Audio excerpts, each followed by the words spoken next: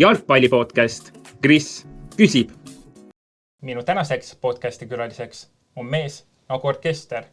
Teda on pärjatud kõikvõimalike tiitlitega aastakodanik, mitmekordne parim Eesti jalgpallur, Valgetähe 4. klassi teenetamärgi omanik, hõbe ja kuldpalli võitja, Premium-liiga läbi aegade parim jalgpallur.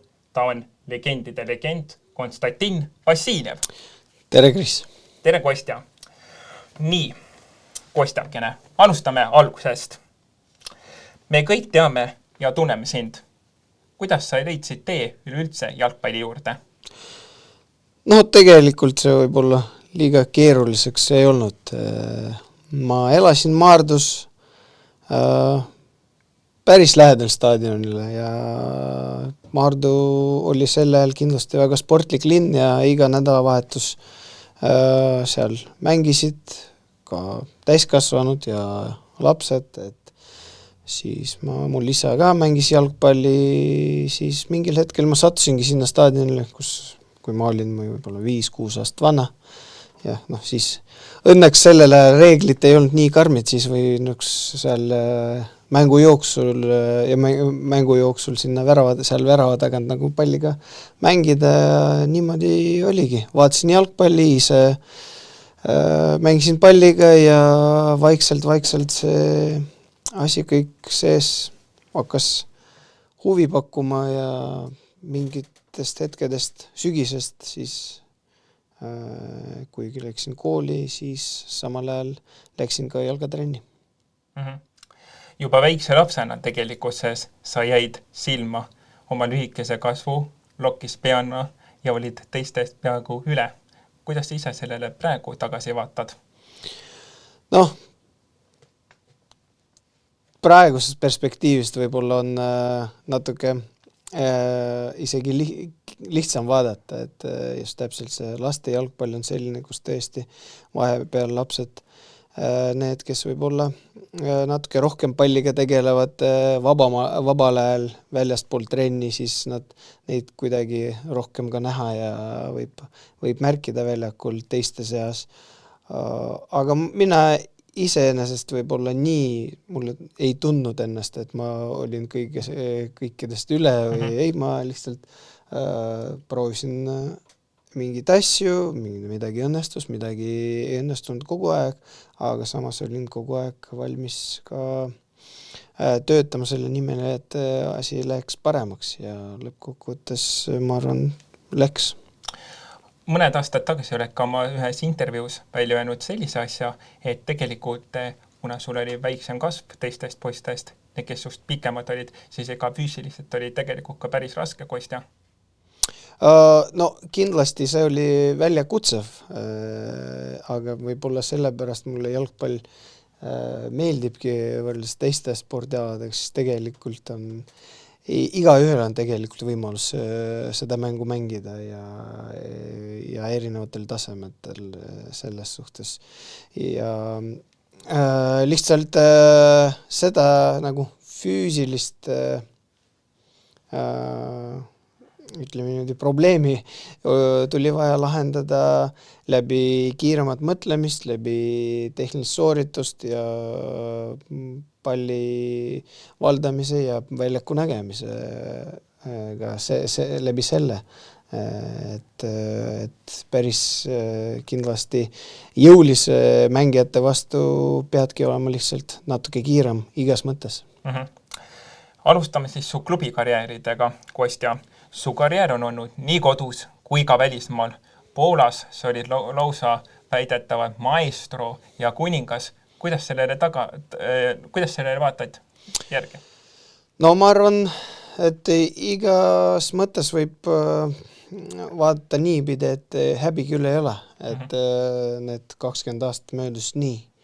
Ja ma arvan, et koduliigas tegelikult mõlemad klubide eest, Levadia ja Flora, Levadia alguses ja Floraga siis karjääri lõpus, siis mõlemad perioodid pigem olid klubide jaoks nagu edukad ja olid mingid märkimisväärsemad sündmused sel ajal, nagu Levadiaga mängisime siis Newcastle'iga eurosarjades ja olime põhimõtteliselt üks samm grupifaasist, siis Floraga jõudsimegi eurosarjadesse põhiturniirile, et Sloveenias tegelikult sain ka 3. koha kõrgliigas, Poolas. See on natuke selline hea mälestus, samas natuke jääb kripeldama, et meil jäi üks värav puudu sellest, et tiitlit võita, aga kahjuks jäime teiseks, aga siis sellel hetkel see oli klubi siis parim saavutus. Tänapäeval juba Jagiellonija oli Poola meister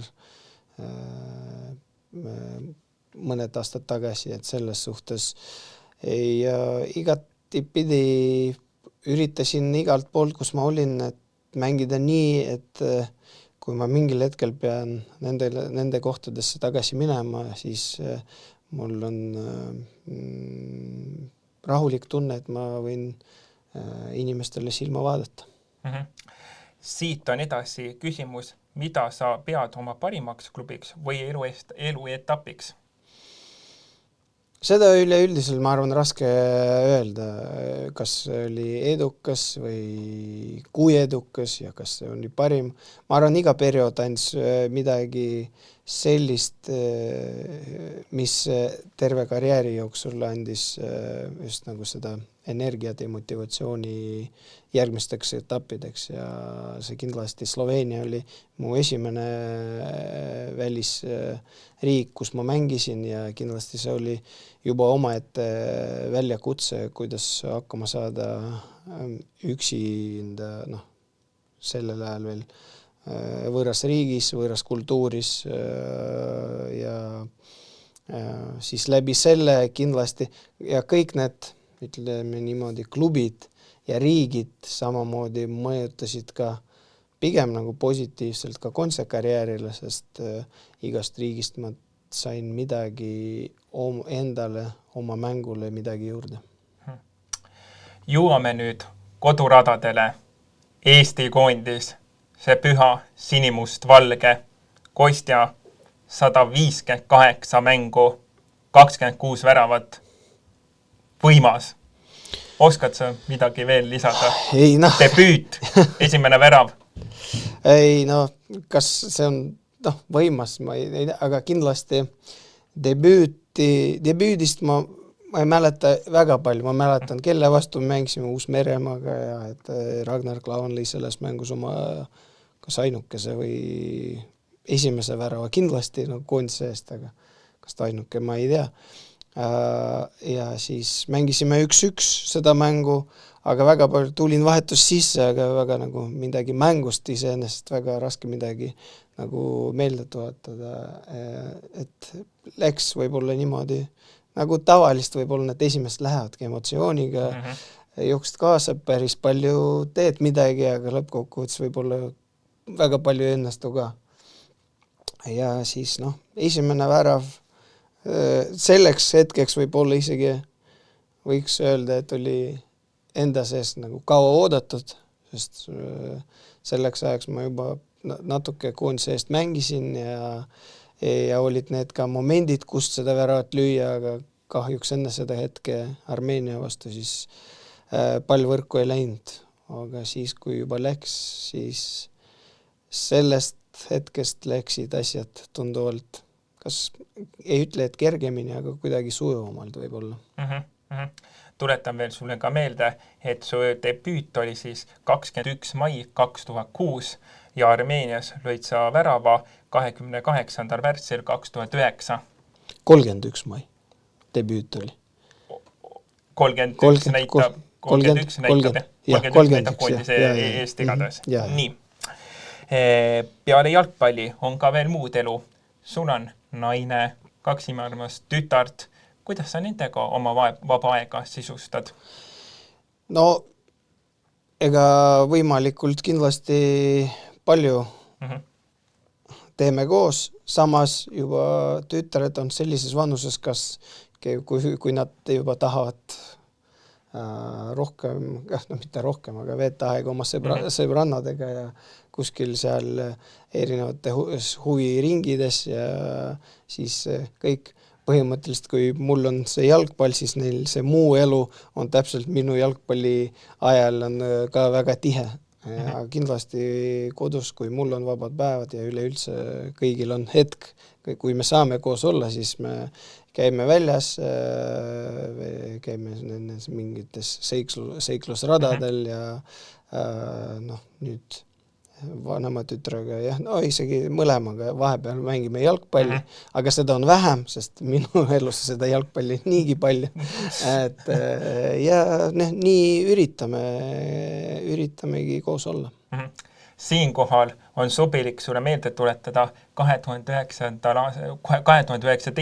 aastal antud intervjuu Hommik Anuga, kus sa ütlesid, et sa ei sooviks pigem oma lastele mängija karjääri. Tänaseks aga on läinud asi vastupidi ja su tütar Valeria mängib tublisti jalgpalli Viimsi naiskonna eest. Jah, ta mängib ja miks ma siis nii ütlesin, sest ma ei ole nagu selles suhtes ei olnud üldse vastu, et tütar või tütred ja et mängivad, aga samas ma tean, kui raske see on ja väljakutsev sport ja eriti, kui sa tahad sellega tegeleda just nagu heal tasemel, võimalikult parimal tasemel. Ja suurema tõenäosusega Valeriale mõjus nii palju see Poola periood, kus ta oli juba 6-7 aastane seal juba, midagi sai aru ja päris iga 2 nädala jooksul käis seal staadionil, vaatas mänge ja see jättis arvates tal mingi jälg nagu südames, mis seal kasvas ja mingil hetkel ta ise tuli, ega et ma ei olnud see, kes andis teda sinna, et kindlasti surunud mine.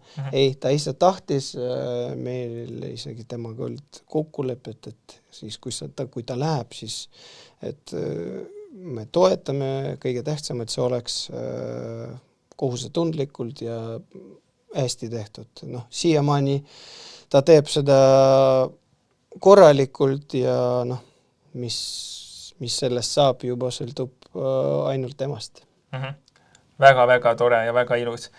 Vähemalt tundub, et see Vassiljevite nimi veel nii pea ei kao kuhugi siit Eesti jalgpallist, mis on ka väga tore. No ma loodan, et mina ikka jätkan siin veel nii palju kui võimalik treeneri ametites ja või mingi muul viisil ja kui Valeria tahab ja jaksab, siis muidugi soovin talle kõige paremat. Siit ka väikene nagu lisaküsimus. Kuidas sina isiklikult näed seda, et Eestis paraku naiste jalgpall saab liiga vähe tähelepanu, et isegi naiste meistriliiga mänge mitte kõike ei kanta üle, et tüdruk nagu ei oleks isegi seda väärt? Ma arvan, et siin see lihtsalt võrreldes võib-olla Euroopa ja maailma naiste jalgpalliga me pigem oleme kuskil peaaegu oma stardipunktis.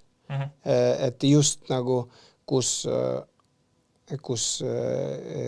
seltskond ja ühiskond üleüldiselt saab aru, et nüüd on naiste jalgpall on paratamatult on suur jalgpalli osa. Et ma arvan, see võib olla 10-20 aastat tagasi oli lihtsalt kuidagi naiste jalgpall eraldi. Nüüd see on kindlasti suuremate organisatsioonide üks prioriteedidest, mis ka kandub ka kohalike organisatsioonidele nagu jalgpalliidule ja kindlasti uued programmid ja ma arvan, et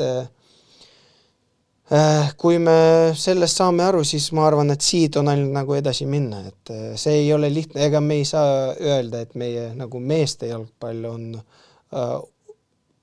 hullult tähelepanu all, kui me vaatame oma kohalikku liigat, ega vahepeal meil 300-400 pealtvaatajat, ega see ei ole midagi, kui ma ei tea, Slovakkias on keskmiselt 5000 ja Poolas on keskmiselt võib-olla 15 ja ma ei räägi nüüd tippliigadest. Et see on see üks teisega, ma arvan, on väga kõvasti seotud ka. No varsti on derbimäng tulemas, Levadia ja Flora. Ma vaatame, palju seda rahvast siis tuleb sinna. Ja ma loodan, see võiks olla hea nagu magnet pealtvaatajate jaoks, aga jälle, elame näeme. Jah, luban sulle, et tulen isegi siin külla sulle. Nii, mida sa pead oma karjääris parimaks saavutuseks? Olgu siis selleks mõni värav, klubi, mida iganes? Et seda on jah, nagu raske mingit üks... Või sa võid ka näiteks mõningad... No ma arvan, võib-olla kõige märkimisväärsem võib-olla, mis nagu lõppkokkuvõttes on ka toonud tulemust. Ega see on, ma arvan, on see Floraga jõudmine konverentsiliiga põhiturniirile. Sest see on see, mis seotud oma riigi jalgpalliga nagu nii konkreetselt, et need välisklubides kõik saavutused, nad on muidugi nagu head ja tähtsad ja meeldivamad, aga see nagu, et me suutsime Floraga teha seda, mis varem kunagi teinud keegi ei ole Eesti klubides, see on kindlasti väga hinnatud saavutus. Samas koondisega, kui võtta seda nagu üks asi välja, ma isegi tooks seda, võib-olla kui see imelik ei tundu, aga see Balti turniiri võit, mis oli pea 80 aastat pausi või mis iganes, see on ka midagi, mida paljud tahtsid, paljud ootasid ja lõppkokkuvõttes neid pikemat nagu õnnestumise või ebaõnnestumisi murda, et vahepeal on väga raske, need ebaõnnestumisi on kindlasti veel raske. Me oleme 80 aastat, kui keegi ei võitnud. Sest enne saavutasime seda ju esimese vabariigi ajal. Ja, et ma arvan, see igal juhul oli tähtis. No ja muidugi kõik need koondise perioodid ja head tulemused, üksikud mängud ja et lõppkokkuvõttes see jõudmine play-offi, samas me edasi ei läinud, et see kõik nagu ma tunnen sellest nagu asjast uhkena, aga samas nagu natuke kibe maitsega, sest lõppkokkuvõttes see viimane samm jäi tegemata. Nii, väga-väga tore on sinuga alati vestelda. Nii, sinu mängija karjäär on nüüd läbi saanud. Kostja, ilmselgelt oli see kõigile teada, et valid treeneri ameti endale. Kuidas sa tänasel päeval tunned ennast selles ametis? No ma ikka kohanen, et see kõik vajab natuke aega, samas ei ole nii palju aega, et lihtsalt tiksuda väljaku ümber ja mõelda, kuidas ikka on vaja reageerida ja meeskond peab näitama head mängu ja häid tulemusi ja kindlasti võib-olla selleks, eelmine aasta, just viimane aasta mängija karjääris oli selline ülemineku aasta just selle nurga alt, et ma olin päris palju vigastatud ja mul oli päris piisavalt aega vaadata seda mängu kõrvalt ja neid mängijad ka samal ajal õppisin ka, et kõik see nagu kuidagi klappis selles suhtes õnnetult, et see need vigastused olid, aga samas nagu see treeneri karjääri jaoks oli pigem nagu võib-olla kasulik. Ei tea, kas vajalik, aga kindlasti kasulik. Ja ega iga päev tulevad mingid uued väljakutsed, uued olukorrad ja nüüd see nagu suhtlus erinevate inimestega erinevatel tasandil ka kindlasti lisab seda seda huvi, ma ei ütleks, et seda mingit raskust, vaid lihtsalt see huvi, see paneb natuke tõesti teistmoodi mõtlema. Siin veel väikene meeldetuletus, et hetkel on sul kuldmedalist põhimõtteliselt, oled kuldmedaliga, võid käega juba katsuda, enam-vähemalt 2 punkti on vahe, et on mille peale pingutada ka sul. Ei, selles pingutada on alati põhjus olemas, aga jah. Et nagu ma tavaliselt ütlen, et ega see tabelikoht ja punkti arv siis tähtsad sel peale viimast mängu. Mängime nüüd unistuste peale. Kostja, kus kohas sa näed ennast 5-10 aasta pärast? Ma võib-olla kõige suurem unistus, et kui ma alustaks natuke algusest peale, et ma võib-olla lapsena, kui mulle hakkas jalgpall meeldima, siis ma tahtsin tegelikult nagu jalgpalli mängida ja nii pikalt kui võimalik ja siis läbi selle ollagi jalgpallur. Tegelikult see osa, ütleme niimoodi, et võib öelda, et see osa õnnestus. Nüüd ma pigem sellise üldise võib-olla unistuse, et ma ikka 5, 10 ja loodetavasti ka 20 aasta pärast olen jalgpalliga seotud ja olen jalgpalli sees ja loodan, et sellest ka sellele jalgpalliga kasu. Arusaadav. Tulemas on sinu lahkumismäng Eesti koondisega Andorra vastu. See on ühe ajastu lõpp. Kostja, mis tundeid see sinust tekitab? No jah, selle lahkumismänguga on tavaliselt nii, et see juhtub tunduvalt hiljem, kui sa tegelikult nagu lõpetad mängimisega ja aga ikka, mis lähemal see mäng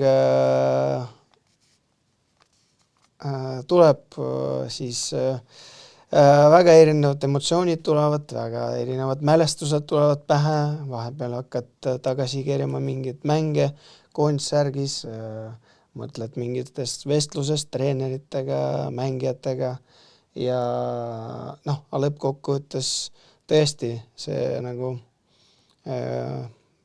ühel päeval, 9.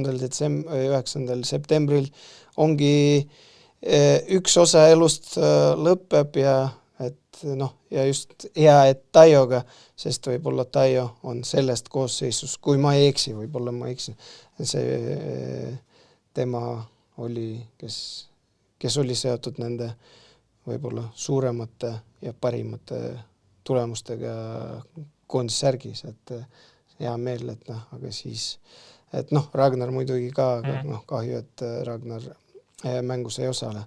Ega ma arvan, et mis lähemale mäng jõuab ja siis kindlasti mängupäeval seda võib-olla süda emotsionaalsemaks läheb. Võiks öelda, et see, kui teie põlvkond oli veel need noored ja rohelised, siis meid Eestist kardeti kui vana kuri ise. No me üritasime vähemalt nii teha, et vähemalt kodus olla kõige jaoks ebameeldivalt ja mingil hetkel kindlasti meie sees tekkis see usk, et tegelikult me võime ka olla vastikvastane igal pool, kelle vastu mängida. Kostja, aga vabal ajal vaatad sa mingil määral ka jalgpalli, on sul mingi näiteks lemmikklubi või mingi mängija, kes on nagu sinule andnud see kõige suurem autoriteet? Ma ei saa öelda, et ma praegu kuidagi rohkem või vähem vaatan, sest võib-olla treeneritööga ma ikka nagu vaatan päris palju jalgpalli praegu. Ja võib-olla siin ei ole seda võib-olla võimast, et ma valin midagi ja arvesta seda, et praegu nüüd on alles hooaja algused, et võib-olla kõik kiiresti nüüd, seda jalgpalli on tänapäeval vahepeal telekas on väga-väga palju, et siis ma pean midagi nagu valima ja mingeid asju mitte vaadata. Kui mõelda mängijatest, siis ma ikka alati vaatasin neid mängijaid, kes võib-olla ei olnud just nagu füüsilises mõttes kõige tugevamad, aga kes väga olid osavad, targad väljakul ja just võib-olla suutsid just läbi mängu kontrolli, läbi oma söötude, läbi oma löökide või tegevuste just selle mängu mõjutada, et ma ei ütle, et ma mingi, ma võin tuua võib-olla Zidani näide, Andrea Pirlo näide ja need kindlasti Javi, Iniesta, need mängumehed, kes võib-olla ei löönud nii palju väravaid aga kelleta on väga raske nagu ette kujutada neid parimaid ajad, nende koondiste ajad, et ma arvan, Pirlo oli kindlasti üks oluline lüli Itaalia koondise, Zidane omal ajal Prantsusmaa koondise ja Javi ja Iniesta omal ajal kindlasti Hispaania koondis, kui 3 suurt turniiri järjest võidavad ja nad olid, ma arvan, kui nende asemel oleks keegi teised, siis võib-olla seda ei juhtuks ka. Lõpetuseks tahaksin sulle öelda, et me ükskõik, kes mis sinu kohta ütleb, tõeline Eesti jalgpallivänn armastab ja toetab sind alati eesotsas ka minuga. Sa oled ja üks ainus meie kallis Kostja. Aitäh sulle! Aitäh, Kris! Aitäh! Ja lõpetuseks tahangi öelda, on ainult üks ainus Vassiljev. On ainult üks ainus Vassiljev. Aitäh teile kõigile mu vaatajatele. Kohtume õige varsti juba uuesti ja jääge ootama, kes on mu järgmine podcasti külaline. Jalgpallipodcast. Kris küsib.